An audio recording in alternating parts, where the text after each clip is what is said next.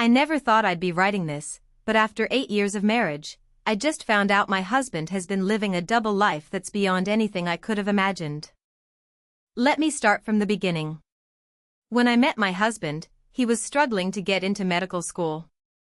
I was working 2 jobs, one at a local coffee shop during the day and cleaning offices at night just to make ends meet. He was this brilliant, ambitious guy who had dreams of becoming a doctor, but his family couldn't afford to help him with tuition. I fell head over heels for his determination and his vision of the future we could build together. The early years were tough. Really tough. While he was in medical school, I was basically supporting both of us financially. I'd wake up at 4 a.m. to prep for the morning rush at the coffee shop, work until 2 p.m., then grab a quick nap before heading to my cleaning job from 6 p.m. to midnight. My hands were constantly raw from the industrial cleaning chemicals, and I was so exhausted most days that I'd fall asleep standing up in the shower. But I believed in us. I believed in him. Every time I wanted to complain about being tired or stressed about money, I'd remind myself that this was temporary. That once he graduated and started his residency, then his career, all of this sacrifice would be worth it. He'd study at our tiny kitchen table while I made dinner with whatever cheap ingredients I could find at the discount grocery store. Ramen noodles, canned soup, and peanut butter sandwiches were our staples for years. I remember one particularly rough month when our rent was due and we had exactly $12 in our checking account. I had to call my mom, swallowing my pride, and ask her to lend us money. It was humiliating, but I did it because I believed in our future together. My husband was so grateful that night, holding me close and promising that he'd make it all up to me someday. The stress of those years took a toll on both of us, but especially on me. I developed chronic back pain from all the physical labor, and I was constantly getting sick because I wasn't eating properly or getting enough sleep. There were nights when I'd lie awake wondering if I was making the right choice, sacrificing my own dreams and health for someone else's career. But then I'd look at him, hunched over his medical textbooks, and I'd feel this surge of love and determination. When he finally graduated from medical school, I was so proud I cried during the entire ceremony. All those years of struggle felt worth it in that moment. I thought we'd finally turned a corner, that things would start getting easier. But then came residency, which meant even longer hours and more stress, though at least he was finally earning a small salary. During his residency, I was able to quit my night cleaning job, which felt like a massive victory. I used the extra time to focus on my own goals for the first time in years. I started taking online courses in graphic design, something I'd always been interested in but never had time to pursue. It felt good to have something that was just mine, something that wasn't about supporting someone else's dreams. The first few years after his residency were actually some of our best. He was working at a good hospital, making decent money, and I was building up a small freelance design business. We moved into a nicer apartment, one where I didn't have to worry about the heat getting shut off or the ceiling leaking when it rained. We started talking about buying a house, maybe starting a family. Life felt like it was finally coming together. But then I started noticing small changes in his behavior. He was working even longer hours than during residency, which didn't make sense to me. He'd come home at odd times, sometimes not until 2 or 3 a.m., claiming he'd been covering extra shifts or dealing with emergency cases. When I'd ask about his day, he'd give vague, generic answers that didn't really tell me anything. I tried not to be suspicious. I knew that his job was demanding and unpredictable. But there were other things too. He'd get text messages at weird hours and would quickly hide his phone when I walked into the room. He started being more secretive about his schedule, and when I'd suggest we make plans for the weekend, he'd often say he wasn't sure if he'd be free. The breaking point came about 6 months ago. I was doing laundry and found a receipt in his pocket for an expensive restaurant across town. The date was from the previous week, when he'd told me he was working late and would just grab something from the hospital cafeteria. The receipt was for 2 meals, and it was the kind of place you'd take someone on a romantic date, not somewhere you'd go alone for a quick bite. I confronted him about it that night, and he got defensive immediately. He claimed it was a work dinner with a colleague, that they'd been discussing a difficult case. His explanation felt rehearsed, like he'd been preparing for this conversation. But I wanted to believe him, so I pushed down my doubts and tried to move on. Over the next few weeks, I found myself paying more attention to details I'd previously ignored. The smell of unfamiliar perfume on his clothes when he came home. The fact that he'd suddenly developed an interest in working out and buying new clothes. The way he'd take phone calls in the other room, speaking in hushed tones. I felt like I was losing my mind. Part of me was convinced I was being paranoid and creating problems where none existed. But another part of me, the part that had learned to trust my instincts during all those years of struggle, knew something was wrong. Update 1. I can't believe I'm back here writing an update, but I need to get this out because I'm honestly still processing what happened. Thank you to everyone who commented on my original post with support and advice. I wish I could say things got better, but they got so much worse in ways I never could have imagined. After I posted originally, I decided to follow some of the advice about trusting my gut and looking for more concrete evidence. I wasn't trying to be a detective or anything, but I also couldn't keep living in this state of constant doubt and anxiety. The opportunity came when he said he had to work a double shift over the weekend. Something about short staffing and emergency coverage. He left Saturday morning and said he wouldn't be home until Sunday evening. I decided to drive by the hospital around noon on Saturday, not to spy exactly, but just to see if his car was there. It wasn't. My heart started pounding, but I tried to rationalize it. Maybe he'd parked in a different lot, or maybe he'd had to run an errand for the hospital. I drove around to all the different parking areas, but his car was nowhere to be found. That's when I really started to panic. I spent the rest of Saturday in this weird state of numbness, just going through the motions of normal weekend activities while my mind raced with possibilities. I cleaned the apartment, watched Netflix, ordered takeout, but none of it felt real. I kept checking my phone, hoping he'd text me something that would explain where he was, but there was nothing. Sunday came and went the same way. He finally came home Sunday evening, looking tired and disheveled, complaining about how crazy busy the hospital had been. He showered immediately and went straight to bed, claiming he was exhausted. I didn't say anything about driving by the hospital. I just lay there next to him, staring at the ceiling, feeling like I was married to a complete stranger. The next few days were torture. I kept going back and forth between thinking I was overreacting and knowing something was seriously wrong. I found myself analyzing every word he said, every expression on his face, looking for clues about what he was really doing with his time. Then, about a week later, I got the call that changed everything. It was from someone at the hospital, asking if my husband was feeling better and when he'd be returning to work. Apparently, he'd called in sick for the past 3 days, the same 3 days he'd left the house each morning in his scrubs, telling me he was heading to work. I felt like the floor had dropped out from under me. All of my suspicions were confirmed in that one phone call. He wasn't just working late or picking up extra shifts. He was lying to me about where he was going every single day. When he came home that evening, I was waiting for him in the living room. I asked him how his day at work was, giving him one last chance to tell me the truth.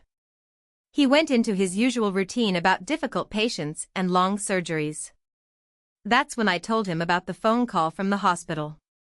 I've never seen someone's face change so quickly. All the color drained out of it, and for a moment he looked like he might actually be sick.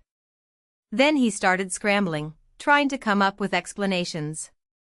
He said there must have been some mix-up with the scheduling, that he'd been working at a different location, that the person who called me was confused.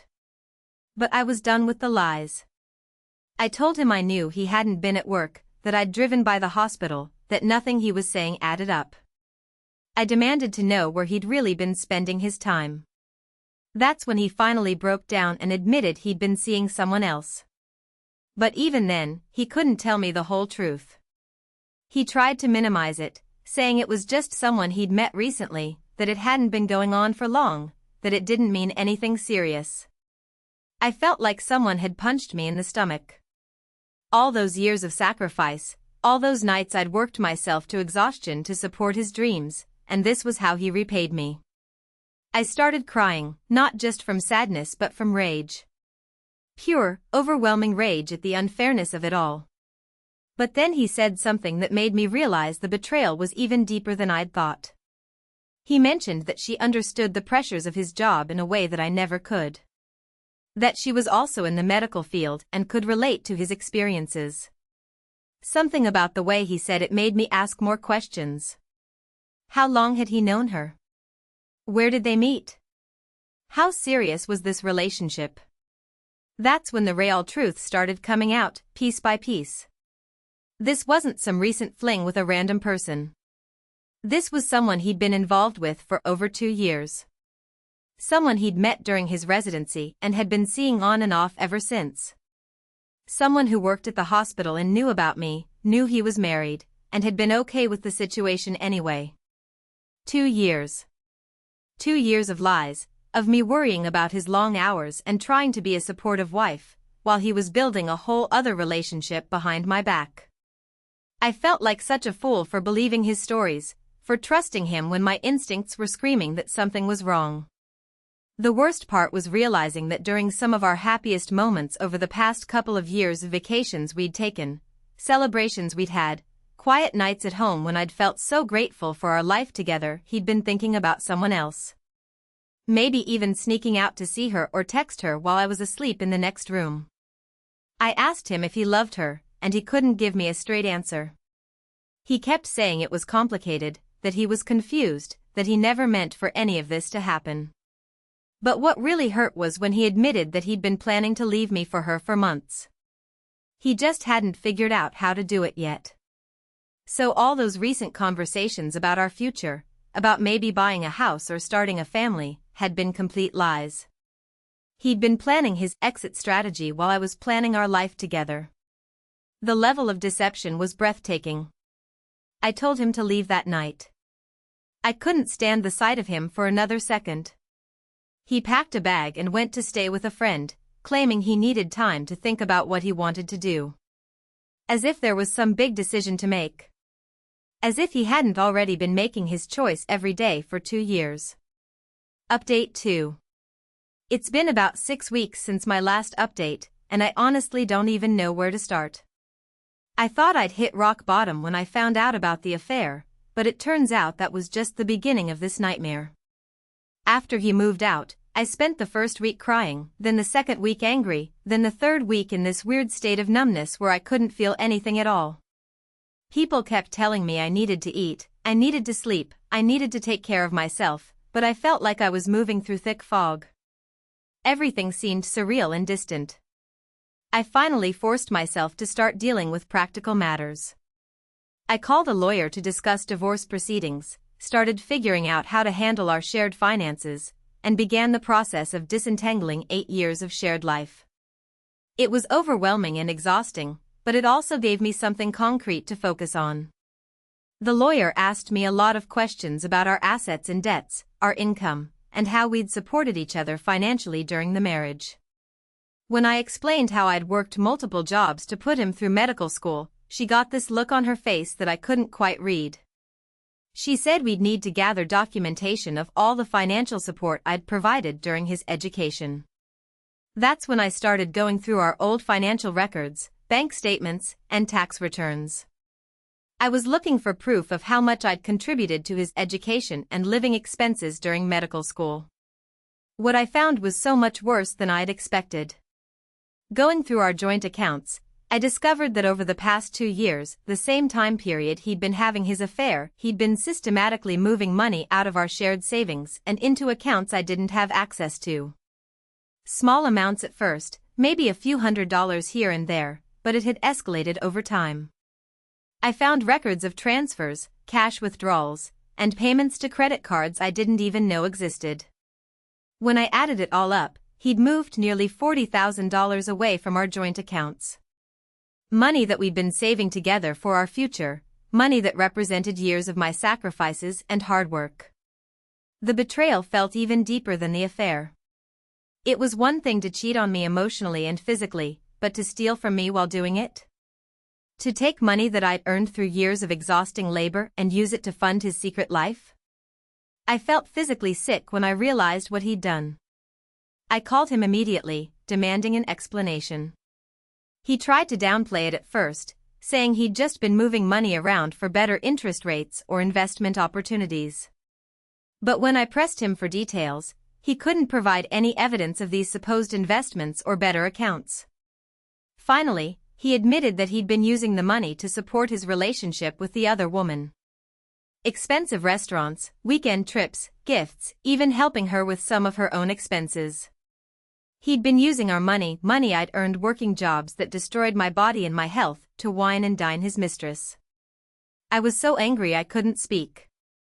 All those years when I'd eaten ramen noodles for dinner so we could afford his textbooks, all those times I'd worn the same clothes until they fell apart because we couldn't afford new ones, all those nights I'd worked until my hands bled from cleaning chemicals and he'd been stealing from me to fund his affair. But even that wasn't the end of it.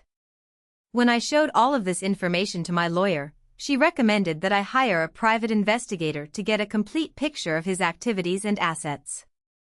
I was reluctant at first, it felt invasive and expensive, but she convinced me that I needed to protect myself legally and financially.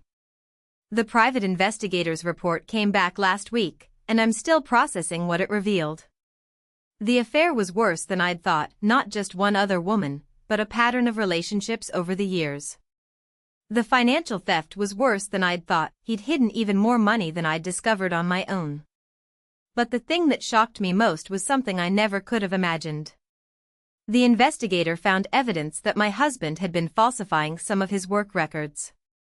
Those extra shifts he claimed to be working, the emergency calls that kept him at the hospital, many of them were completely fabricated. He'd been billing for hours he hadn't worked, claiming overtime payments he wasn't entitled to, and even submitting false expense reports for conferences and training that he'd never attended. In other words, he wasn't just cheating on me and stealing from our joint accounts. He was also committing fraud against his employer and potentially putting his entire medical career at risk. The man I'd sacrificed everything to help become a doctor was throwing it all away for affairs and easy money. I felt like I was learning about a complete stranger. The person I'd loved and supported for all these years apparently didn't exist. In his place was someone who was willing to lie, cheat, steal, and commit fraud without any apparent remorse or consideration for the consequences. The investigator also found evidence that he'd been planning to leave the country. He'd been researching jobs in other countries, looking into transferring his medical credentials internationally, and even checking requirements for relocating abroad. It seemed like he'd been preparing to disappear entirely rather than face the consequences of his actions. When I confronted him with all of this evidence, he finally stopped trying to minimize or explain away his behavior. He just looked defeated and admitted that everything had spiraled out of control. He said he'd made so many bad decisions that he didn't know how to fix any of it, so he'd just kept making more bad decisions. He begged me not to report the fraud to his employer or to the medical board. He said it would destroy his career and make it impossible for him to pay me back the money he'd stolen.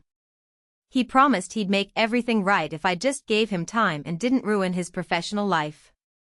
But I was done protecting him. Done sacrificing my own interests for his benefit. Done covering for his mistakes and poor choices. I told him that he should have thought about the consequences before he decided to build his secret life on lies and fraud. I reported everything to his employer and to the relevant professional licensing boards. I figured if he was willing to defraud them, they deserved to know about it. And if he lost his medical license, well, that was a consequence of his own actions, not something I was responsible for preventing. The whole experience has been surreal. I keep thinking about that young woman who worked 2 jobs and ate ramen noodles every night, who believed she was building a future with someone who loved and respected her.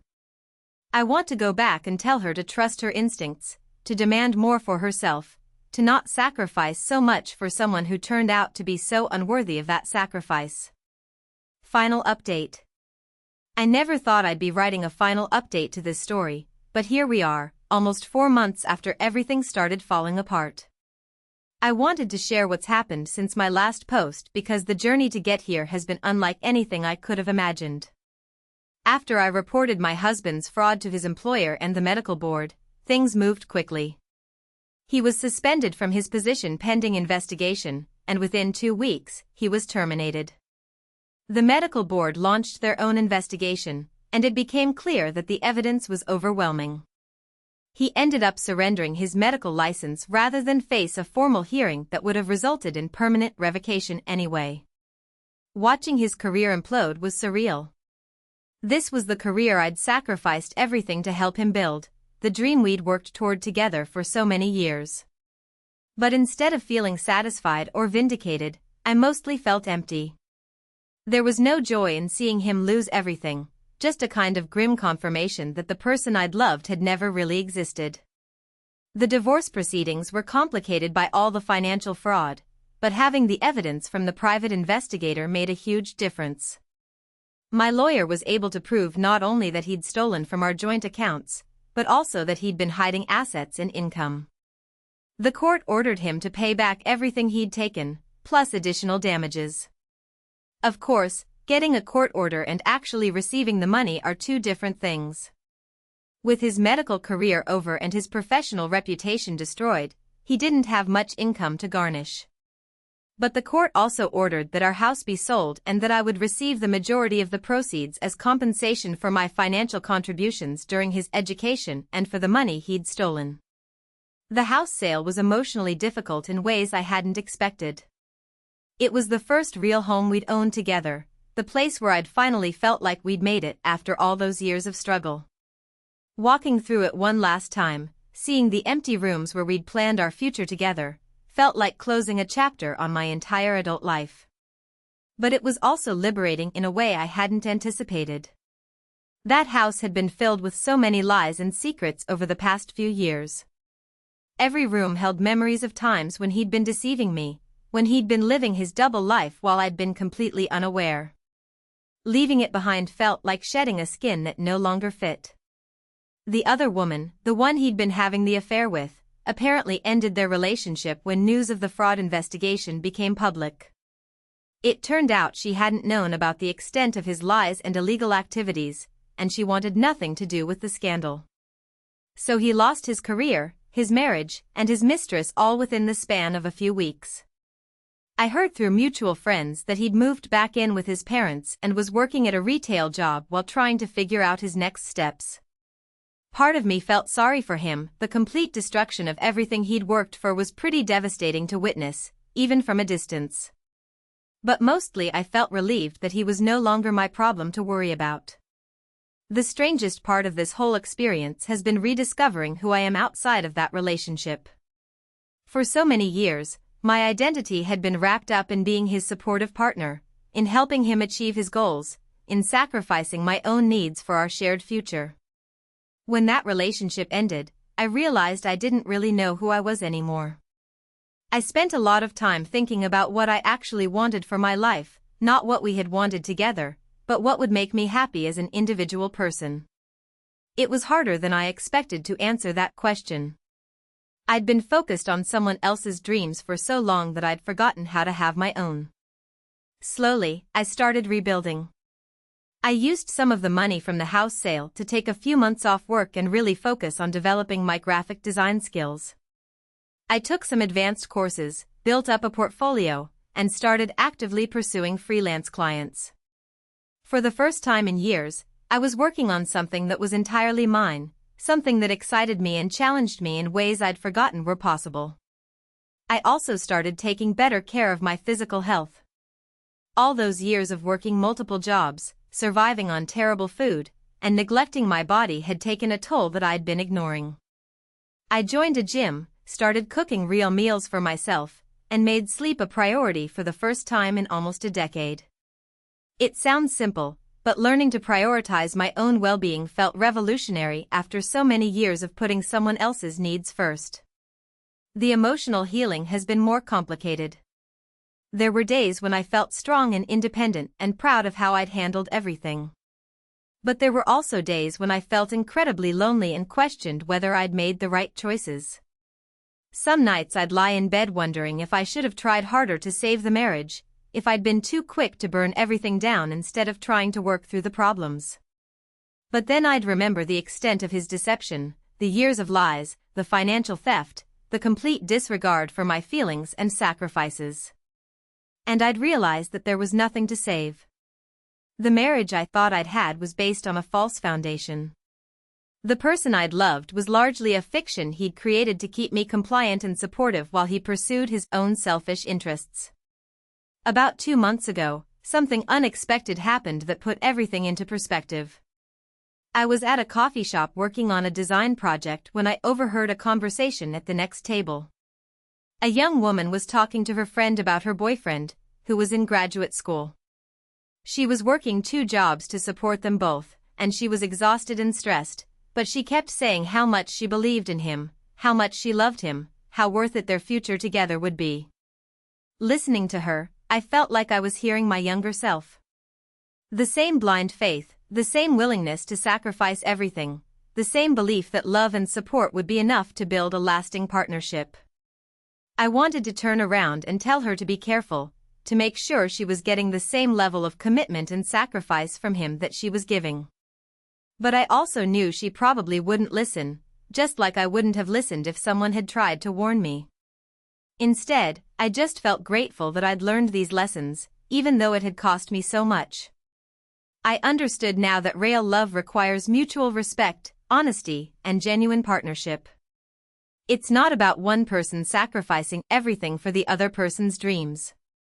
It's about 2 people building something together, supporting each other equally, and being honest about their needs and limitations. Last month, I got an offer for a full-time position with a design firm that had been impressed with my freelance work. It's not a huge company, but it's doing interesting projects, and they offered me a salary that's actually higher than what I was making when I was working 2 jobs to put my ex-husband through medical school. The irony wasn't lost on me. I was finally earning good money doing work I enjoyed, something that probably wouldn't have been possible if I'd stayed in that marriage. I also started dating again, which was terrifying at first. I'd been with my ex-husband since I was so young that I'd never really learned how to date as an adult. But I'm taking it slowly, getting to know people as friends first, and paying attention to red flags that I might have ignored in the past. I'm not in a hurry to get into another serious relationship. I'm enjoying getting to know myself as a single person, and I want to make sure that if I do choose to share my life with someone again, it's because I want to, not because I need to. The financial situation has stabilized too. Between the house sale, the court-ordered reimbursement, and my new job, I'm in a better position financially than I've been in years. I was able to rent a small apartment in a neighborhood I love, and for the first time in my adult life, I'm not constantly worried about money. It's strange how different my life looks now compared to what I thought it would be.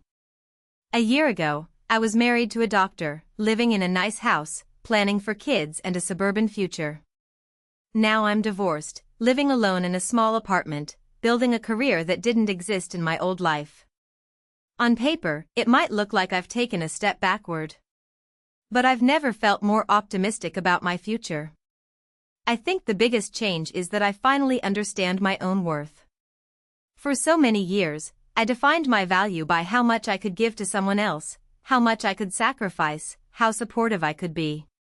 Now I know that my worth isn't dependent on what I can do for other people. I'm valuable as I am, and any relationship I choose to be in should add to my life, not require me to diminish myself. Looking back, I can see that my ex-husband did me a favor by showing his true colors so dramatically. If he'd been a more skillful liar, if he'd been better at hiding his selfishness and deception, I might have spent decades in that marriage, slowly sacrificing more and more of myself until there was nothing left. Instead, his actions forced me to confront the reality of our relationship and gave me the opportunity to build something better for myself. I'm not going to pretend that this has been easy or that I don't have moments of sadness or regret. Divorce is hard, even when it's the right choice. There are still nights when I feel lonely, when I miss the companionship and shared history that comes with a long-term relationship. But I've learned that being alone is infinitely better than being with someone who doesn't respect or value you. To anyone reading this who might be in a similar situation, whether it's financial support that's not being reciprocated, emotional labor that's not being acknowledged, or just a general feeling that you're giving more than you're getting, trust your instincts. Don't ignore red flags because you're invested in the relationship or because you hope things will change. And don't sacrifice so much of yourself that you lose sight of who you are and what you deserve. You deserve a partner who values your contributions, who is honest with you, who supports your dreams the way you support theirs. You deserve someone who sees you as an equal partner, not as a support system for their ambitions. And you deserve to have your own goals and dreams, not just to be the person who helps someone else achieve theirs. It took me 8 years and a devastating betrayal to learn these lessons, but I'm grateful I learned them at all. My life looks completely different now than it did a year ago, but it's authentically mine in a way it never was before. And for the first time in a very long time, I'm excited to see what comes next.